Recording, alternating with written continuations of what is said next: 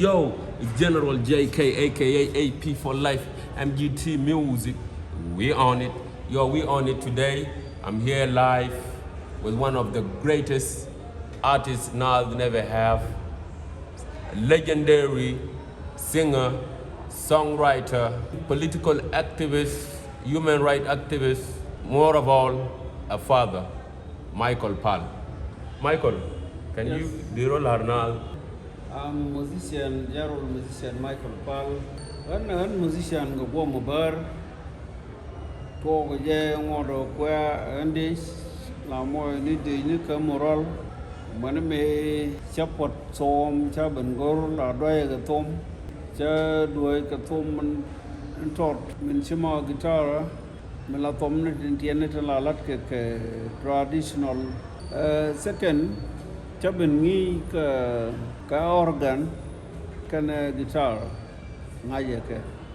ang wa mo da ban panan di ni mo mula ngi ja di ni ke moral ken di ni ko te tung nei de ke spell he one di ka ten la cha ke di do lo no ra te sa ka di kui ke long de ko rau ke dio Me qui motivate ko bi music kir be nang la la ngu ko je o ba di ni ba ngi cha lo motivation la di je no music mi che talent du mi jira mi la mo ngi kwa mi te lo du chi chak bi twar ngai ko dit jen la important wi mon chang pal no ko ma ka na ke dit ta joje te lo way do dien mi deran motivate de brand it ket mi twar nyet ken ne ndi alla twar nyet tang ram ku twar la ke de twar nyal gan ben motivate long ko bay sur nu nuori bagalat bay sur nuor bagalat di te cha parwe ne ke resource center way goy we mo la de ba ngai jike te cha de parwe ka music ka mi ko re ma bumbe ka tianga for example me daga ma go music o be join challenge ni ka tin kwa na face ka music nguni ram le je chapung ga je am le je ko che chwa your job tiaga long bia ramamba twar chara ne jo kate tu dusin la chara na no ko mete tu kwa je ber dong ka nyer dong ke nyin we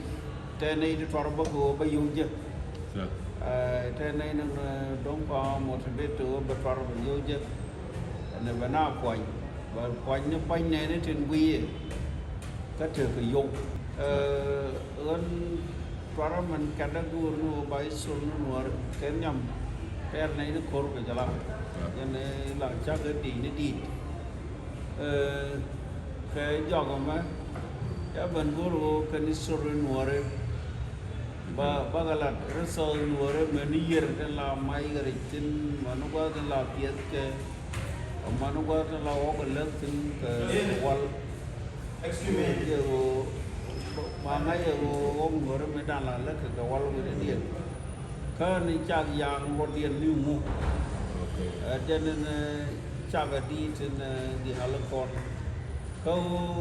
la na busy di ko no ri mai ga pe bel la ga the bel mon ele guru balar na wo thang ya pore apal na giari chừng như này đi cái có này mình chụp quay chưa này chụp quay rồi chừng cái chàng ấy chụp quay rồi là phần pin chỉ là một rồi được kan dari for example here mi yela renen music te na rela le yo mostly for music here music en wan la music mo la business and dari gin fanani ta gin Michael Pala e gin product ma kakka ne for example and dari de te ramu mo promoter de yoka invest ki kadi wonyo no yo don wan ko kila brand me de ko hal music dari wi ka pon wori ka ji personal ka mun mo me ko de ran ja ko bi ga de long ko ba te ka mun re tu me de na ne pa na cara ka mi chalar ji ram tuar yo bana poi ko ba mu yo te dia le di na joy ka dien de tu ko bai ke ko chỉ muốn gọi là có coi được có vào mà các bạn ở với chỉ cần muốn cái music mà cha cha la ni to mi che ya ken ne ke yu an wa yo para tu me do yo ya ta go man to ka mata ka advice for example chum ngumo de la ru ji we mon ke fanani ke Nuer community wa am ditin ai men de la Nuer community ngai ne chiam pro gon ban sakapi ban ngai ora na mi jin gat we lo te ka ten le de kare we je tama eri unen tu wan ne chang ni sa sin ka Nuer ba mi chiwa ka de di da wan mo ko chinabi ko yi sakapi la ne na ran nong ya bi lo ka yu ru wan chia mà sao cơ, các bên này con nó bên mà quý mi chịu cái gì đó này, ba là quý cái mua bùn đi nước ngọt cái gì, phải là đi bốn cái gì vậy, cô là an toàn, chắc cái gì an toàn ở vùng rắn, mà anh đi từ quay của cô chặt cái nước kẹt,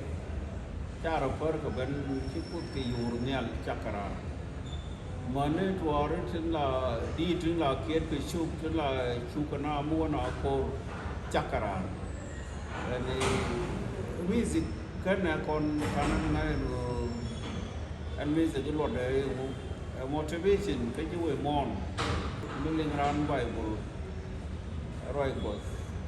chắc là những chừng nhal zero nhal cái đi cái form chỉ đây là còn này đến trong cái mon thế và quá của we ran lo de tes di biel ke chang pu ran bel bo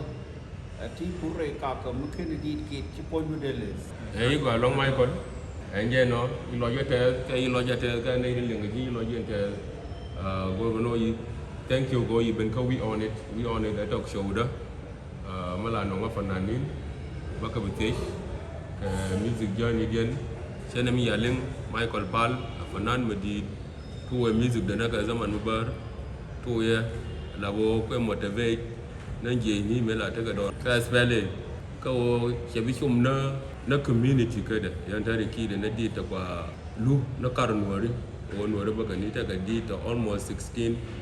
counties ta ya kirga so anjen Michael lan pala no gwandan ka musician mudi chene me lat lara wo bia lat ken ka fanani we own it